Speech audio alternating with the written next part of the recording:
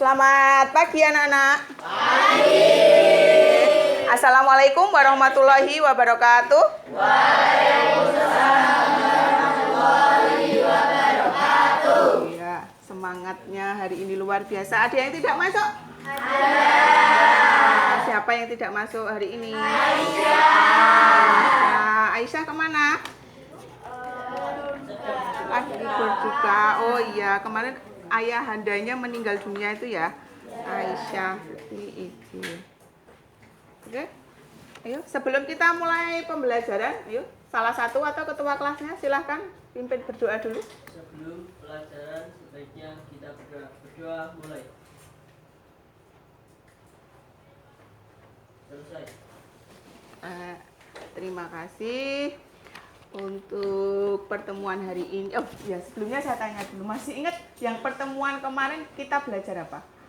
Berpikir komputasional. Berpikir komputasional. Kita kemarin belajar tentang langkah-langkah membuat ST. Masih ingat? Masih. Apa baik kemarin? Apa membuat ST? Dimulai dari apa? Menyiapkan bahan, merebus air, terus menyiapkan gelas, terus masukkan teh dan gula, terus tuangkan air, terakhir kasih es batu. Oh, masih ingat? Kemudian untuk hari ini kita akan lanjut untuk materi yang selanjutnya, masih seputar tentang komputer. Ya. Etika dan risiko kecerdasan artifisial. Kecerdasan artifisial atau yang biasa kita kenal atau kita dengar dengan sebutan AI. Biasanya AI itu apa nih yang terbesit di pikiran kalian? AI itu apa? Teknologi apa? Yang biasa sering kalian gunakan sehari-hari apa? AI apa? ChatGPT. Buat apa ChatGPT? Buat mengerjakan tugas. Berarti kalau saya ngasih tugas mengerjakannya pakai ChatGPT. Boleh nggak seperti itu? Boleh. Tapi ChatGPT di situ, AI di situ tujuannya untuk membantu ya, untuk membantu untuk mengerjakan tugas. Nah, untuk hari ini kita akan belajar tentang apa tadi? Etika dan resiko. Nah, sebelumnya saya sampaikan dulu tujuan pembelajaran kita hari ini. Yang pertama, memahami etika AI. Jadi, menggunakan AI itu juga harus ada etika. Ada etikanya. Menjelaskan prinsip-prinsip etika dasar dalam penggunaan AI. Kemudian, yang kedua, mengidentifikasi resiko AI. Jadi, AI itu juga ada resikonya. Ada manfaatnya, tapi ada juga resiko. Mengenali berbagai potensi bahaya dan tantangan dari AI. Kemudian yang ketiga, deepfake. Mengenal deepfake. Nah, kalau sekarang itu di Instagram atau di TikTok, kalian sering melihat foto atau video yang kira-kira bukan aslinya. Pernah nggak lihat? Apa? Contohnya video apa? Video apa? Anak kecil yang diedit misalnya.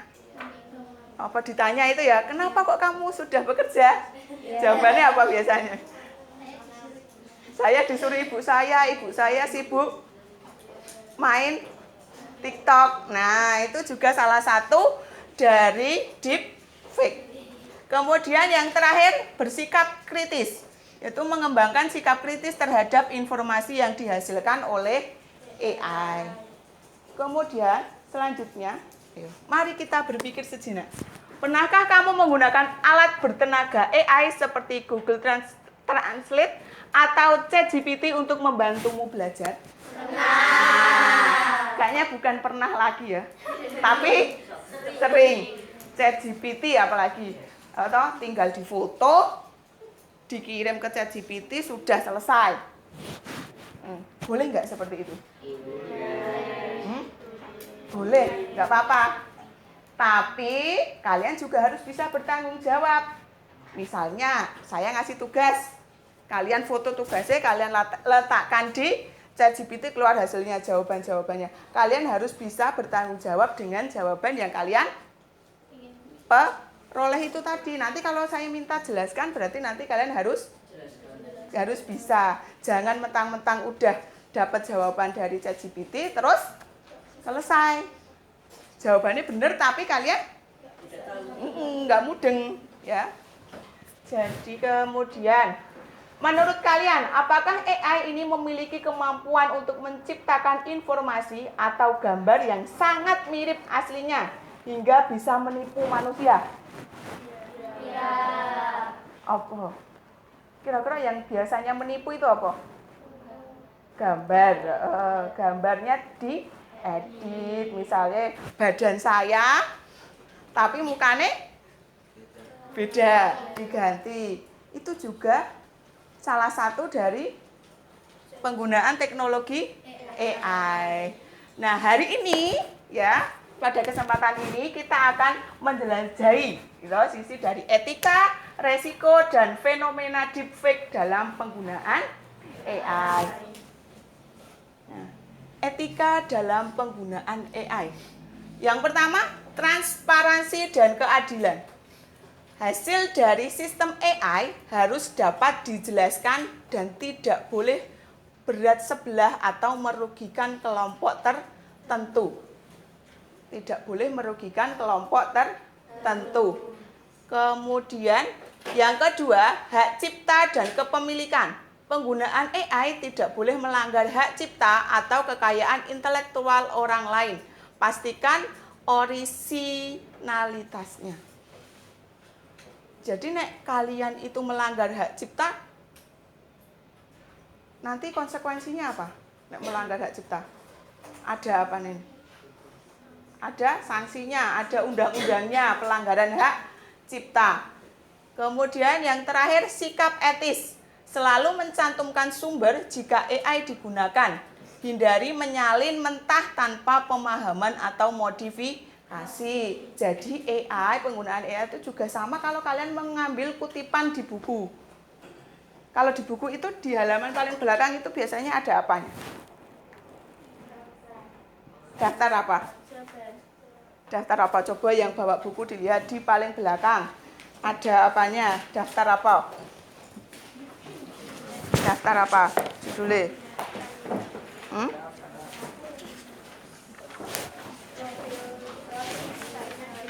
Apa?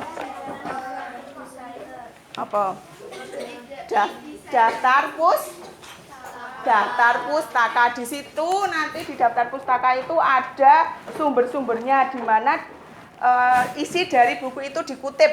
Buku itu kan biasanya juga ngutip toh, dari para ahli atau dari buku ini, dari profesor ini. Nah, itu nanti sumber-sumbernya dicantumkan. Begitu juga dengan AI.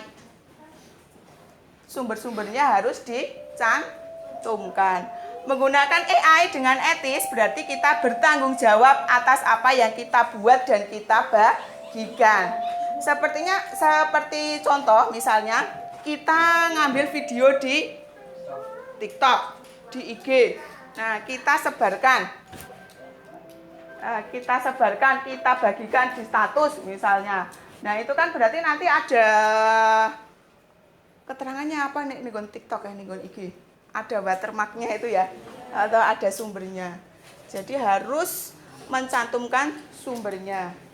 Kemudian selanjutnya potensi resiko penggunaan AI. Resiko tadi etikanya, sekarang resikonya. Yang pertama, penyebaran hoax. AI dapat digunakan untuk menciptakan berita palsu atau informasi yang menyesatkan dengan sangat realistis sehingga sulit dibedakan dari kebenaran. Nah, sekarang ini lagi kemarin kalian lihat yang di DPR itu sedang rame. Ya, di situ ada beberapa video-video yang mungkin itu hasil dari AI. Jadi dibuat seolah-olah si A ini yang melakukan kesalahannya, padahal dia hanya menjadi korban dari si pembuat video. Jadi misalnya si Reva, atau Reva ini nggak tahu apa-apa sebenarnya, tapi dia mukanya diedit, dia seolah-olah apa nih kemarin yang video di DPR kayak, video apa kayak, sing kira-kira masuknya hoax. Kemarin kali, ojol apa ojol? Yang video goyang-goyang, atau ya ada yang joget-joget, itu ada kemungkinan nggak itu orangnya diganti? Ya, karena AI itu sekarang luar biasa.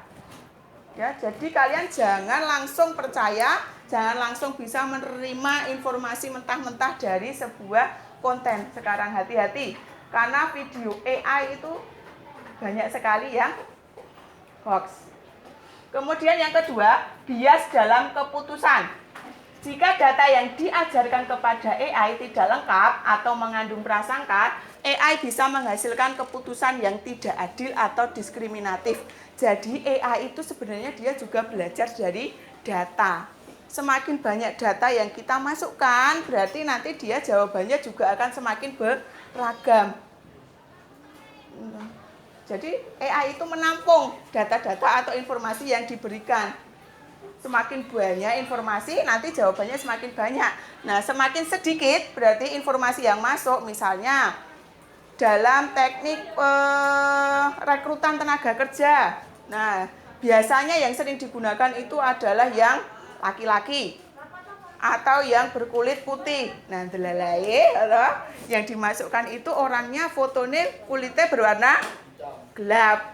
Nah, itu nanti tidak akan bisa masuk ke kualifikasi karena data yang sering masuk itu yang berkulit putih. Jadi itu resikonya itu tidak adil. Kemudian yang ketiga, pelanggaran privasi. Data pribadi yang kamu masukkan ke AI atau yang AI kumpulkan bisa disalahgunakan, disebarkan atau diakses oleh pihak yang tidak bertanggung jawab. Jadi hati-hati. Jangan asal memasukkan data pribadi ke AI, ya, termasuk data pribadimu, KTP-mu, dan lain sebagainya, nomor HP, ya, hati-hati, jangan 100% percaya kepada AI. Ya, kemudian selanjutnya, menurut kalian, ya, bagaimana cara terbaik untuk menggunakan teknologi AI secara bijak dan bertanggung jawab dalam kehidupan sehari-hari? Apa? Dalam kehidupan sehari-hari. Mengerjakan tugas. Cara terbaik untuk menggunakan teknologi. Selain untuk mengerjakan tugas, untuk apa lagi? Belajar, terus mencari informasi. Cara yang terbaik untuk menggunakan teknologi apa? Contohnya apa? Contohnya tidak menyebar hoax, tidak mengedit misalnya, ya, tidak mengedit muka dari orang lain. Jangan sampai kok misalnya iki video nesu atau nesu karo Clara, kok muka Clara diedit. Nah, diedit terus disebarluaskan, itu termasuk bijak dan bertanggung jawab atau tidak? Tidak, ya. Itu nanti masuk apa berarti? Iya. Kemudian, apa saja resiko atau masalah yang mungkin timbul jika AI digunakan sembarangan atau tanpa pengawasan? Apa? Tadi resikonya apa kalau tidak diawasi atau digunakan sembarangan? Menyebabkan perselisihan, bisa perpecahan. Karena apa? Karena ada berita yang hoax atau berita palsu. Nah, berita palsu. Jadi resiko yang terbesar dari AI itu apa? Hoax itu, ya. Hoax. Kemudian, nah, sekarang yang lagi tren itu adalah deepfake. Yaitu apa? Teknologi berbasis AI yang dapat membuat konten media seperti gambar, video atau suara yang terlihat atau terdengar sangat nyata namun sepenuhnya palsu. Ada gambar, ada video itu yang mirip banget, mirip sekali sama aslinya. Tapi kalau diteliti lagi ternyata video atau gambarnya itu palsu. Pasti ada yang aneh, ada yang janggal. Nah, teknologi ini mampu menempelkan wajah seseorang ke tubuh orang lain, mengubah apa yang seseorang katakan atau bahkan meniru suara seseorang dengan akurasi yang menakjubkan. Deepfake itu sangat sulit dibedakan dari yang asli dan bisa sangat berbahaya jika digunakan untuk menipu, menyebar disinformasi atau merusak reputasi seseorang. Deepfake ini sangat berbahaya. Mengedit gambar, foto, ngedit video, ngedit suara, ya. Hati-hati, jangan langsung percaya kalau ada video, ada gambar, ada suara di AI, karena itu bisa saja hasil editan dari AI. Contoh-contoh deepfake yang perlu diketahui. Yang pertama, penggantian wajah. Penggantian wajah. Wajah seseorang tampak ditempelkan dengan mulus ke foto atau video orang lain. Sama seperti tadi, misalnya badannya Vidya, tapi mukanya diganti mukanya Clara. Nah, itu bisa saja deepfake itu. Nah, yang kedua, tubuh tidak realistis. Bagian tubuh seperti jari atau kaki terlihat aneh, bengkok atau tidak proporsional. Nah, deepfake itu pasti walaupun kecil kelihatannya, tapi itu pasti ada yang aneh. Entah itu jarinya cuma ada 4 atau warna kulitnya beda atau terlihat ukurannya tidak simetris. Nah, itu walaupun kecil sekali tapi tetap ada perbedaan. Yang ketiga, pidato palsu. Video seseorang seolah-olah berbicara atau memberikan pidato padahal tidak pernah mengucapkannya.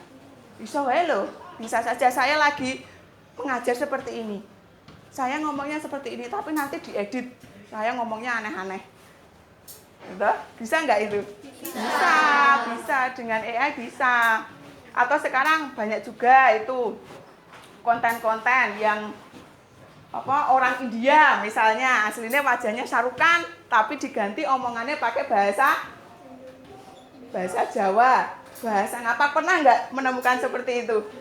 Pernah, iya, wajahnya wajah orang India, wajahnya Shah Rukh Khan, tapi omongannya kok pakai bahasa Jawa. Nah, itu juga termasuk contoh deepfake. Kemudian yang keempat, suara tiruan. Suara seseorang ditiru dengan sangat akurat untuk mengucapkan kalimat yang tidak pernah mereka katakan. Suaranya ya iso digawe mirip. Hati-hati, pokoknya AI ini berbahaya sekali, ya, cepat sekali dia untuk menyebarkan hoax.